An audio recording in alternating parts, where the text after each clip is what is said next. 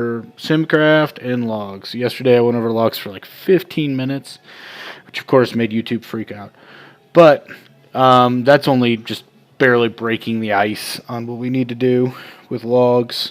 Um, I could probably talk about logs for a good 2 or 3 hours. I'm not going to. I've kind of limited myself. This is going to be the informative stream that I'll clip, highlight, and load up to YouTube. Add to the Discord for anybody that needs it. But this is our parts from last night. I'm going to go over some of the things that you want to look at, some of the things, and I'm going to go into our mythic parses to show you guys how I see what I see, and how I get the numbers that I get, and how I relay the messages that I see to Muck. So it's going to start with Scorpion. So we're going to go over a few of the basics too, because I didn't really get to go over a lot of that stuff. A lot of the buttons here, people are just like, what the hell do all these buttons do? All right, so up here, you got your fight. Click on it, gives you your fight, which it's being a pain in the ass. Phases, if the fight has phases, you can break it down into phases. Really don't give a shit. This has been acting funny with Scorpion for some reason. Let's see if I can get this to... For some reason, it's been acting funny with me on certain fights. I don't know why. But it's not... Usually in this graph here, you could see when you lusted. Now, you can obviously tell we lusted right here because our damage, which is the blue line, as you can see, is highest here. Well, go figure, your damage is probably going to be highest while you lust. There's fights that's not always true, but it's a general rule of thumb. Next thing, all the people that were involved in the fight, right here, super easy. Average item level of everybody in the fight was 900.4. We got a pretty good item level.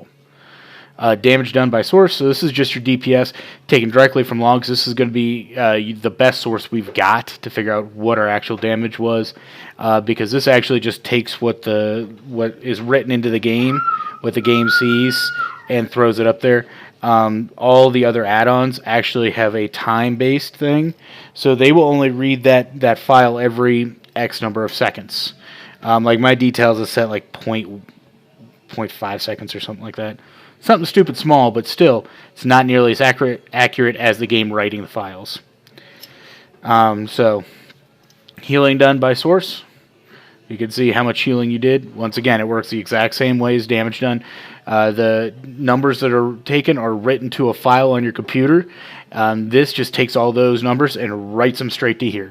There's no such thing as out of range or anything. Everything that happens in a battle is written to the file. When you do advanced logging. When you don't do advanced logging, you can have some issues where range matters. But advanced logging, that doesn't matter. And damage taken by ability.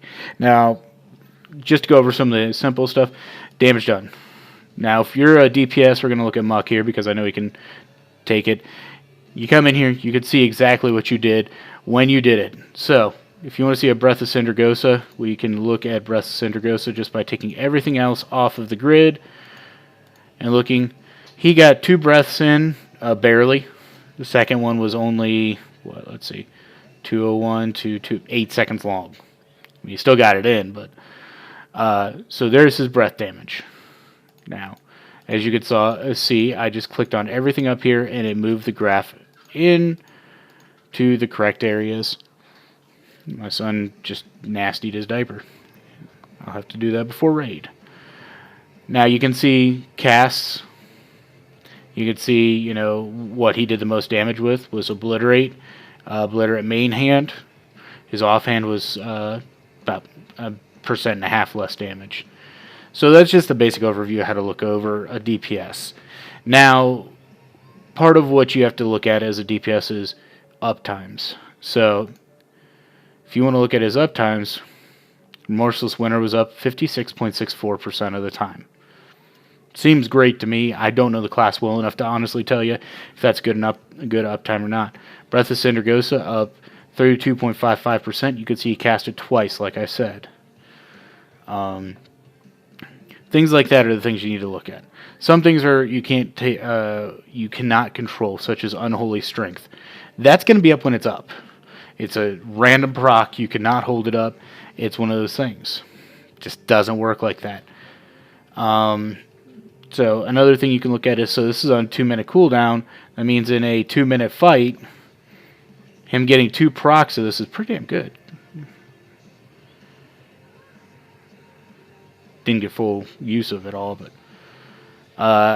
so that's the type of stuff you want to look at. Now, as a DPS, damage taken matters. Believe it or not. You want to see when you took damage.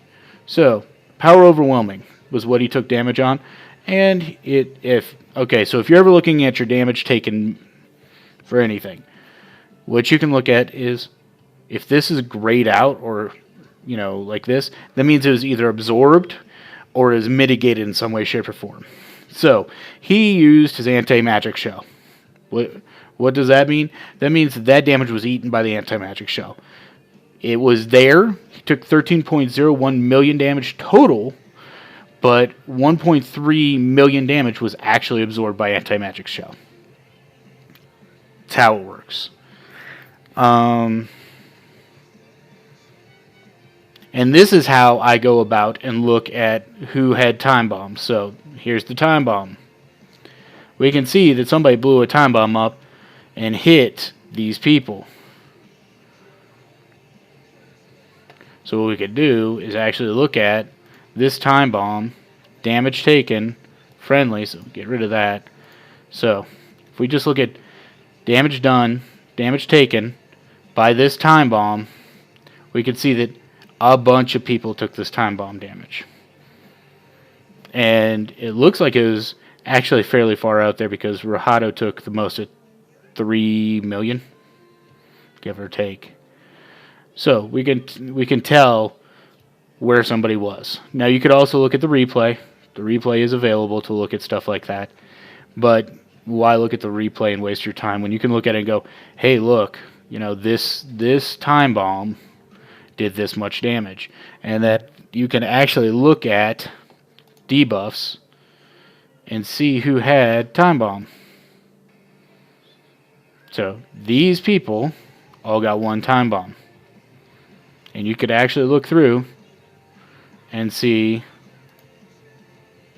Oh, that's not what I want. Let's go back to time bomb. So we can look at this time bomb, and we can actually see this time bomb right here was from 34.476 seconds in to 58.501 seconds in. So you could literally look at that. It's that simple. And from that point on, we could tell whose time bomb exploded when and who took damage just by looking at time signatures. Because if you look at all of these, they're staggered ever so slightly, and you can figure out from that point, hey, look, it's this person, it's that person. No time bombs killed us, not a big deal. One did go off in the raid. It happens. So that's a quick overview of, what to look for in a good raider. Because you're going to look at, first thing that you're going to look at if you're looking for somebody in a raid, and I'll tell you, when I did my interview for DJs, this is the first thing they looked at was damage taken. I was applying for a DPS slot. The first thing they looked at was, can he do the mechanics? They didn't give a shit if my damage was on par. They looked at, can he do the mechanics? So, this is something you want to look at. If you can mitigate damage, mitigate the damage. It's that simple. Use abilities. We've got buffs here. So we can also look at somebody. So, using Muck again, because I know he did it. You've got defensive buffs also. So, you can see that when he was getting, in a precarious spot, he used anti-magic shell. You can see when he was actually doing that. Then when you look at damage taken, not just for Muck, but for everybody, you can see he's fairly low on the damage taken. I mean, obviously you've got your 2 tanks, the tank that was tanking the longest, the other tank, because in this fight there's really only 1 tank, not a big deal. And then you've got Paro, who actually took the least amount of damage out of everybody because he's probably wearing Pride as, and he's a fucking warlock. Then you got Justin, who took actually the most damage of all the DPS, but he was a Fury Warrior. It's expected for him to take a ton of damage, so that's not a bad thing necessarily. Then we've got our lower eye level Shadow Priest. And, just go down the line. That's the first thing they're going to look for. Tell you right now, any guild that you're looking for that's top 100, top 200, they're going to look, can he do mechanics? Does he understand his class? And this is where you're going to prove that you understand your class. The next place you're going to show you understand your class is in the buffs. So if we're going to look at me, my current build is not a Demon Spikes build. Let me explain that before anybody says, you've got a terrible uptime on Demon Spikes. Yes, I do. Compared to what I can push, yes, because I can push almost 80% in my full defensive build. In my current build, I'm looking at about 55 being my complete max out. Like, that's if all I do is make sure I mash Demon Spikes. 55 is what I get. It's actually lower than 50. I was 54.76, I think, is what I actually got. But nonetheless, so 50% not a bad uptime. But this is where you're going to prove, hey, look, during Time Warp, we used Immolation Aura. I had Siphon Power up, outside of Time Warp because I couldn't use it inside Time Warp. Fell Devastation happened during Time Warp. Okay, he's using his abilities during Time Warp. He knows when to use his abilities. He's, if you were to look at this stuff, his uptimes are great. 50% in his current build, good. Now, they may not understand. This is when you have to be able to say, hey, look, in my current build, the reason that I only have 50% is X, Y, and Z. But that proves an ability to understand the class, and that's something that you really need. So, understanding class, why do I have this? Why, why is Misdirect considered a defensive? I guess it's the only thing it really fits under. I guess you could put a raid buff, but... So, those are some of the deeper down things you can look into.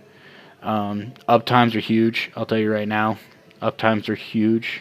Especially on healers. Sparty goes into uptimes a lot. He would be the guy in DJs that talks about, healers, and he's a damn good healer, so he understands what he's talking about. So to bring that up a little bit, we're going to look at Rahado. So if we're going to look up at his uptimes, so he's got Rejuve on himself 52.97% of the time. Now we can also look out and see how many rejuves he has throughout the whole time and his uptime in the healing. I don't know if it's actually going to show. Yeah, there is uptime. So his rejuve has almost 98% uptime. That's great. That means he constantly has rejuves rolling during this fight. Great. It's a ton of raid damage. It's a great thing to have. That was way louder than I expected it. And it doesn't get any softer without muting. Awesome. So, let's see.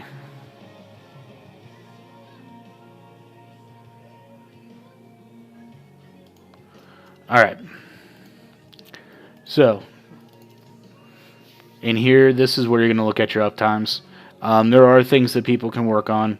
I can guarantee you Efflorescence could probably have a little bit higher uptime, given that it's a high mana cost ability. Not going to cry about it. But things like that. Now, logs, when you're looking at logs, the first thing you should understand is the logs should be something that you take in and not something that you expect someone else to, look over for you. Now, some of the more advanced things, I'm going to look at myself for, damage done, because I've been working on that, because our raid group in general is a little bit lower on the damage. So I've been compensating for it. So one of the things I look at is the timeline. That's that button right there. What do I actually cast when? So as you can see, the first ability that I cast is actually Fiery Brand. It's one of my strongest hitting abilities. It's in my opener for a reason. And right after that, I crash down on top of them 0.3 seconds later. So 2 seconds after that, obviously, they get a Sigil of Flame. It's not in my power. As soon as I hit the ground, which actually, that's a little longer than 2 seconds, but whatever. Immolation, Aura, things like that. Looking at where your abilities fall in line. Did you get this off with this buff going on? Did you do, knowing that, how long, Fiery Brand lasts, because right there, for 8 seconds. So at this 8-second mark, did I get everything I wanted off? No, because if you look, Fell Devastation still had another half second left on it, which means I missed out on 40% damage. Yeah, 40%. It was 30 at the time, I think. 30% increased damage on my Fell Devastation. So it means I messed up a little bit on my Fell Devastation. Okay. How can I improve that? Well, probably moving this impact out here and moving this back in, assuming that I had enough pain to do it. Now, given I should get enough pain if I'm tanking. So that's the little things that you can look at, optimizations that you can look at, and say, how do I optimize my build? How can I push more DPS? This is a great tool right here. The timeline's great. And if you want to look at something that, you're like, okay, here's a small area that I want to look at, so right here, I've got Fiery Brand up. What did I do during this area? You can click and drag, and you can literally look at this little area and go, okay, so my Fiery Brand was cast here. It's not a very good representation. You can reset the zoom and say, fuck it, I'll make it a little larger so I can actually see it. Okay, there we go. So this was cast at 48 seconds. That means 56 seconds, give or take. So that's out here. What did I do during my Fiery Brand? So I actually cast my Soul Carver early. I should have cast Fiery Brand, then Soul Carver. Because my initial hit of my Soul Carver is fire damage. Well, I missed out on the extra 30%. That's actually pretty huge. Now, I did get a couple of good fractures off. But if you notice, there's no Fell Devastation, so I didn't line those up very well. Now, given with my boots, it's kind of hard for me to line up stuff now because they lower the cooldown of my Fiery Brand for every soul, or for every person hit by my Immolation Aura's initial damage. So, that being said, that's a quick overview of how you can look at yourself and say, how can I get better? Another thing, and this is what everybody focuses on. Do not focus on rankings. But there are rankings. Now, why do I say don't focus on rankings? It is as simple as this. If you look at these people that are ranked at 329, 205, Johnny did an amazing job. Problem is, he will never break into that 100th percentile. Why? Because a lot of people game the fights to make people get better numbers. That's just all there is to it. Getting a number 1 rank is important to people. It really is. So how do they game the fights? Well, simple as this. They kind of, do strats that make it better for that person, such as maybe not moving the boss, so that paladin can just sit on that boss. Or they move the boss right on top of the ads and let the paladin be the only person to cleave on the ads. That gives them a ton of time to actually cleave on the ads. Now, if you're not one of those people that's going to do that type of stuff, you're never going to rank. Not sure if my stream just lagged or if I lagged. Looks like I lagged a little bit. So if there's anything wrong with the stream, please let me know.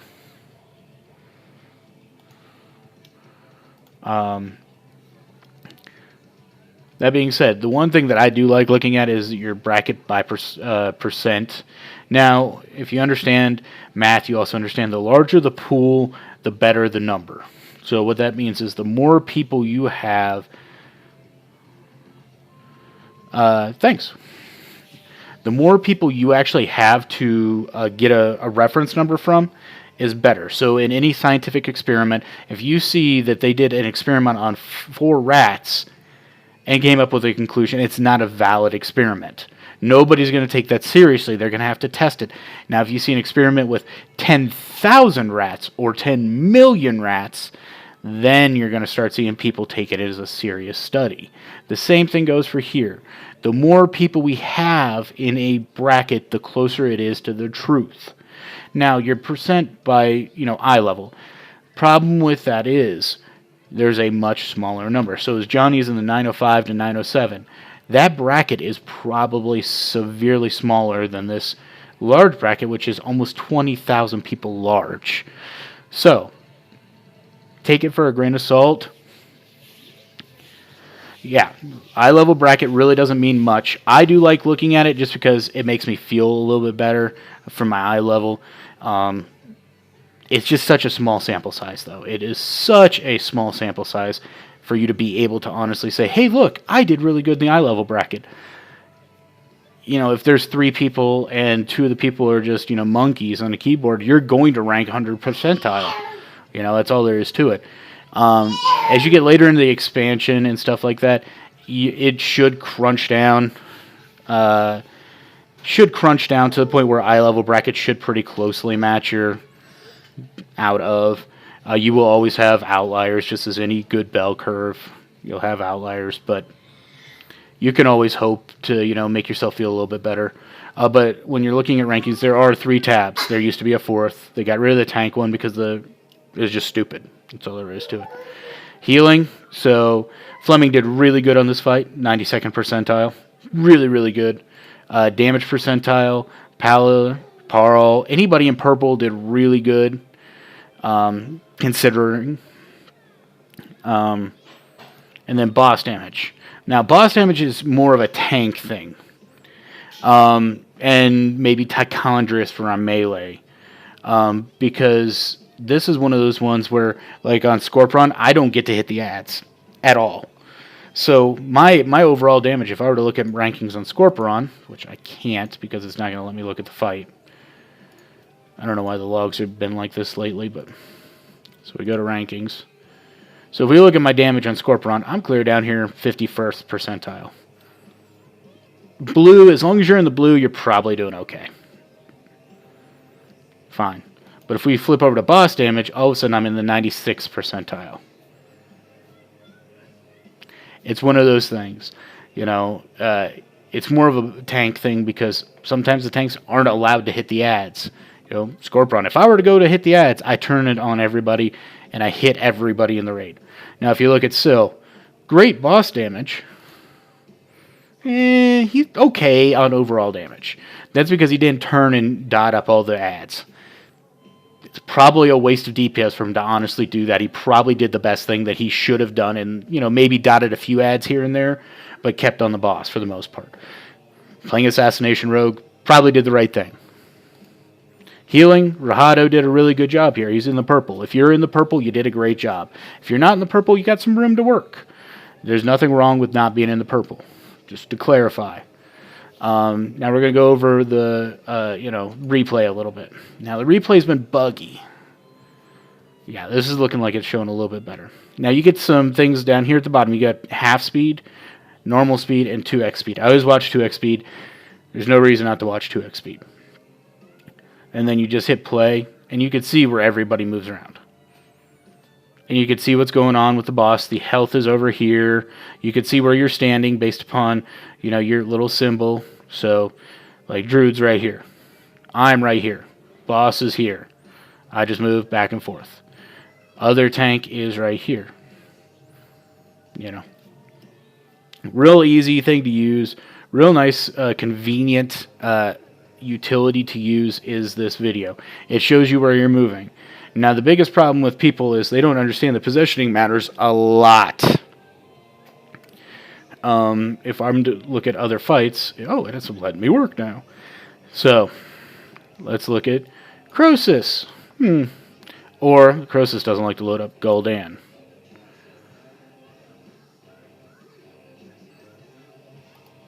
Okay, I was like, this is going to be weird over here. So, Gul'dan, if we watch the first 2 phases, positioning, you're going to see some things, but like phase 1, where we're just kind of fighting the ads, no big deal. But as soon as we head towards phase 2, which we should be right now, we're going to get blown back here in a second. There we go. Get back in there on the boss. And what we're going to see is we can actually see which DPS are inappropriately stacked, which DPS are moving too far out. We can literally watch this. And the thing is I stream most of the raids. Let's go with most.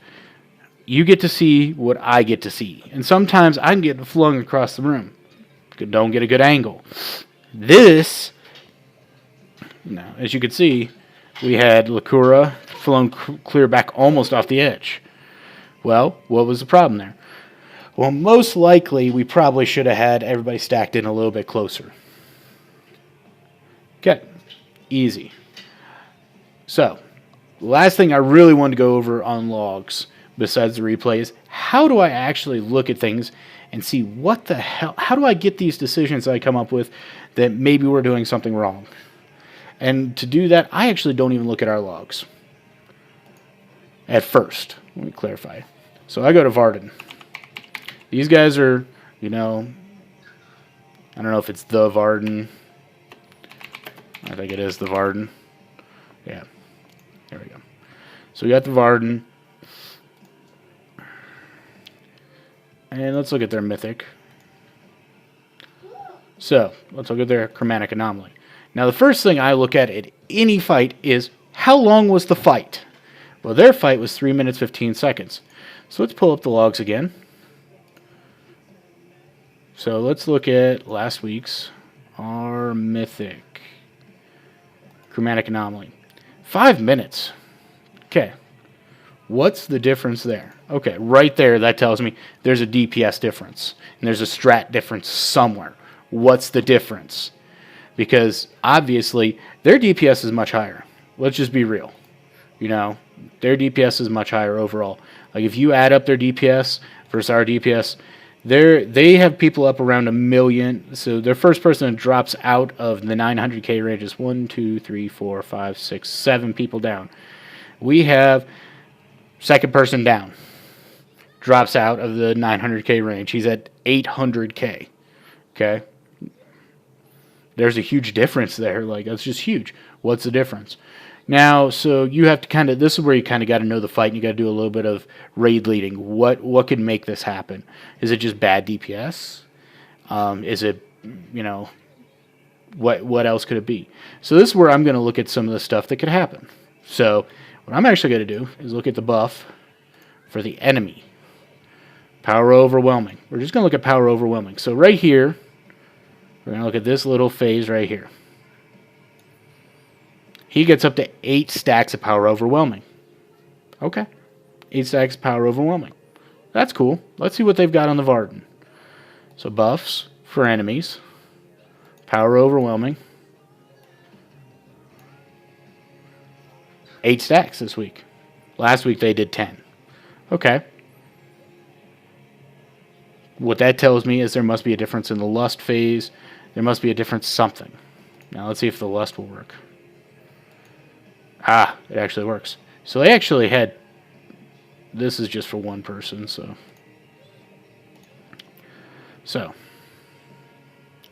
Yeah. So their fire mage actually has the ring. So he got a second one.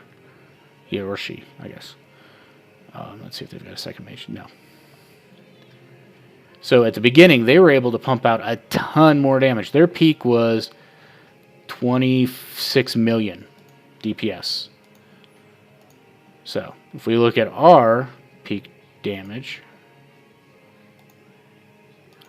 make sure I'm looking at the same screen so I don't confuse people. Mine doesn't want to show heroism. Our peak damage done was 22, and it was much further out. Theirs was, right at the beginning. So we got to look at some other stuff too. Okay, what's going on here? Let's hit this problems button. So potions used. So we got to... that's why. Still 20 million. So, thank you, Muck. He caught me. So, 20 million damage. So we're 6 million DPS behind theirs. Yeah, 6 million. So let's start looking at what the hell happened here. So we've got one, so that doesn't count, was he DPS during this? 1, 2, 3, 4, 5. 5 people that didn't potion correctly. Now, I should have potioned. I didn't. I was probably dog tired, to be honest with you.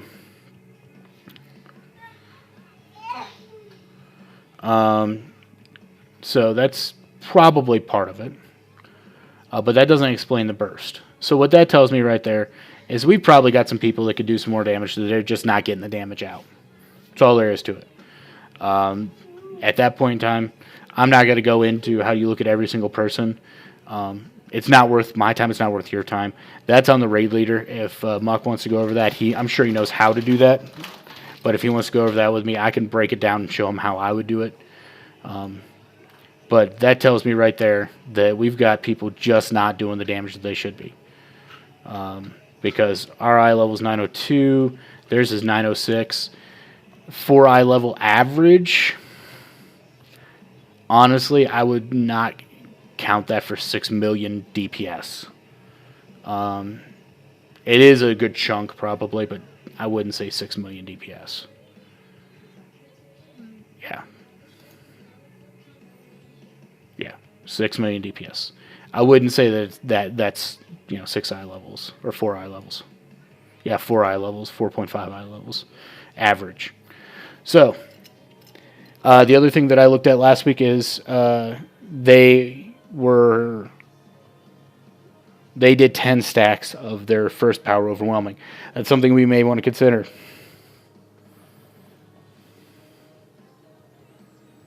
It's not that significant. It's not. It's a 4 item level, and over 4 item levels, you got to understand that item level may matter. It's not going to be 6 million damage. I would expect 4 item level to be about 2 to 3, because that is an average. There's going to be some people up higher, and there's going to be some people down lower. Now, I understand that they have been clearing a lot longer than us, but they have not been clearing any content that we haven't been clearing much longer. So I just don't see it being 6 million DPS. That's all there is to it. Nobody's going to change my mind on that one. But if we also look at the burst phase, we can very easily go, if I can get the thing to show up again. If I can get our heroism to show up, which it won't, will it? Let's see if I refresh the page. There we go. And it's not going to work for us. I'm just going to say this is our heroism right there. So we've got some people pumping out some damn good numbers. But as you can see, as I was saying, there are people that are definitely lacking behind. Me, I should be higher. I'm not saying that I'm, that's why one of the reasons I'm changing my build is because I can push out more DPS.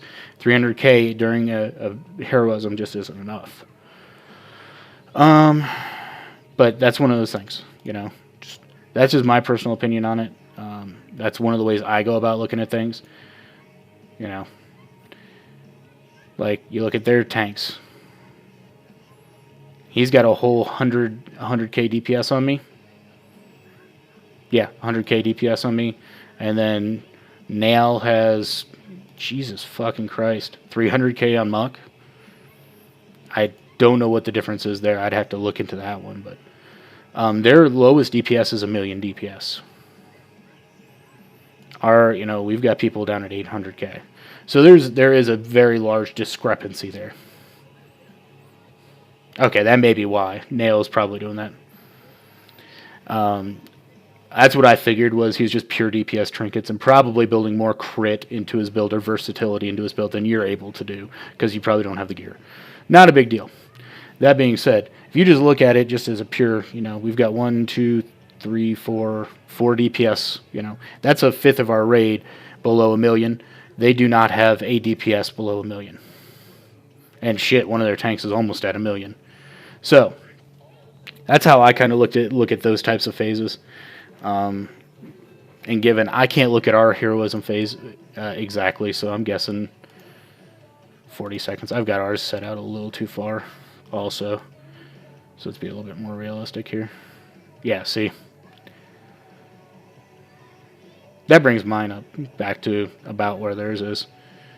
But still, we got 1, 2, 3, 4, 5, 6 people now below 1 million. And some of that has to do with classes, too. And that's part of what you got to understand is classes matter, too.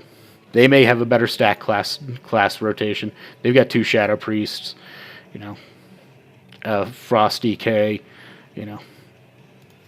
They've got, this, that, and the other thing. But that's a good way to look at, hey, what's the difference? What's the difference in our strats? If I were to look at, let's say I see that they're doing 10 stacks of power overwhelming, well, can our healers push to 10 stacks? Because during that phase, we're not slowed. It's better to stay in that and stress the healers and get more damage out than to stress the healers later when they have no mana. Because as soon as you start stressing a healer that has no mana, they can't do anything. It's not their fault. Another thing that you're going to notice is one of the reasons, and they're still running 5 healers too. So, which I don't understand. They were running 4 healers the week before. Maybe they have a healer out or something. I have no idea. I don't know the Varden. But that being said, that's how I look at the logs. That's how I see things. It's not black and white and never will be. But as you can tell, they also like 2 Shadow Priests, 2 Assassination Rogues, 2 Affliction Warlocks. We do not have that. We've got a Destro Warlock. We got 3 Hunters, things like that. That's how it works. So it's not a big deal, but it does help us tailor our strategies and look at it and go, okay, well, our damage is obviously not there. How can we make our damage there? So we could look at it and go, okay, well, we're not pushing the damage we need. Maybe we should extend phases and lean on the healers to help us more. That's a great way to look at it. So if you guys are looking at logs going, well, what am I doing wrong? How can I help? Sometimes you can't help. That's all there is to it. There's nothing more that you can do. That's all there is to it. There's nothing more that you personally can do to help a fight other than push your buttons and make sure your numbers are coming out. If we ever do mentors in the guild or anything like that, you're going to have to be good at this stuff. That's all there is to it. Crunching the numbers, seeing who's where. Now we're going to switch gears. And I know a lot of people may not agree with some of the insight I have on logs, but I've looked at logs for, I remember using World of Logs. So I've looked at logs for a long, long time. Now, am I always right about logs? No. But I do get a lot of insight on them. So if you guys have questions, feel free to come to me. I can help you get to whatever you're looking for if it's available. Sometimes it's not available. I was going to go over Sims real quick, but I do want to go over one last thing, the death recap, because that's actually kind of big. How did I die? So a lot of times, how did I die? Well, one of the things you can look at is the death recap on here, and the death recap shows how you died. And on this fight, if you remember, Paolo and Durko were the last 2 alive. So everybody pretty much died. But what you can look at is your health over this whole fight. So you can see, this is I don't know why this is set up like this. Oh, that's right. Only goes back so many seconds for the death recap. I was looking at the whole damage taken graph. So this only goes back, 504 is when I died. Yeah, 504 and a half. In the first, about 25 seconds, it looks like, give or take. So you can look at what your HP does. And a lot of times, like if you look at mine, it's just slowly, over 4 seconds, just kind of dropping. Nothing that could be done. The healers were dead. But if you look at some of the other fights, where maybe we have somebody die, you could see, he just took chunks of damage. And over the span of 10 seconds, just died. So it's one of those things that maybe you can look at and go, where did what could the healers have done better over a span of 10 seconds to maybe get this guy some more heals? And you can actually see where he got heals from down in this little chart. It'll say a rejuve ticked, a cultivation ticked, an essence font ticked. But, over 10 seconds, he really didn't get a lot of heals, to be quite frank. But, he did get a prayer mending. What could we have changed? Well, maybe we couldn't have changed anything because maybe everybody was taking a fuckload of damage right during this time. Who knows? Maybe the tank was being a dumbass and was taking a ton of damage. But it's one of those things. It's a good way for you to be able to say, if somebody says, well, you fucked up and you died, how did I actually die? Because it'll show you the last, 10, 20 seconds. That's 11 seconds out of how much damage he took and where to get heals. That's all there is to it. So, death recap is huge. It's helped me prove that I wasn't being a dumb tank a lot, and I just wasn't getting heals. So we're going to go over sims next. And the simming, I'm just going to hopefully go over raid bots because I did not set up SimCraft with the newest build. So we're going to go over raid bots a little bit. It does use SimCraft. It uses the updated API for SimCraft. Now, given not all the APIs are correct, there's nothing raid bots can do about that. That's something that has to be done in the community. So, if you're simming and it's not working correctly, that's not on raid bots, that's not on SimCraft, that is on your community itself. That's all there is to it. And sometimes communities just suck. I know that the person that does all the Havoc Demon Hunter one is pretty on top of things because I know him from DJs. But here we go. This is what you're going to look at.